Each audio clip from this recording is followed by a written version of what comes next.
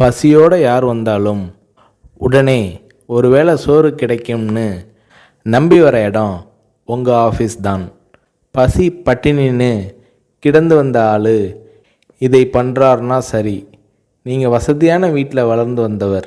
இந்த பழக்கம் எப்படி உங்களுக்கு வந்தது என்று விஜயகாந்த் அவர்களிடம் ஒரு முறை கேட்டபோது அதற்கு விஜயகாந்த் அவர்கள், அதுக்கு காரணம் எங்கள் ரைஸ் மில். மதுரை மில்லில் நான் இருந்தப்போ வேலையாட்களை கவனிப்பேன். ஒரு தூக்கு சட்டியில் சோறு இருக்கும். மதியம் பாதியை சாப்பிட்டு விட்டு மறுபடியும் வேலைக்கு போயிடுவாங்க.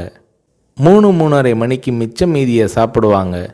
எனக்கு வர சாப்பாட்டு பாத்திரங்களை கழுவுவதற்கு போட்டியே இருக்கும். காரணம், அதில் பாதி சாப்பாடு மிச்சம் இருக்கும். உலகத்தில் பெரிய கொடுமை பசி கொடுமைதான். வயிறு காஞ்சி வந்து நின்றவனுக்கு என்ன சொன்னாலும் ஏறாது. தவிர பெரியவங்க சொல்லுவாங்க, மனுஷனுக்கு எது கொடுத்தாலும் எவ்வளவு கொடுத்தாலும் பத்தாது, வேணும் வேணும் என்று தான் கேட்பான். அவன் போதும்னு சொல்கிற ஒரே விஷயம் சோறு மட்டும்தான்னு சொல்லுவாங்க. அது என் மனசில் பதிஞ்ச விஷயம்.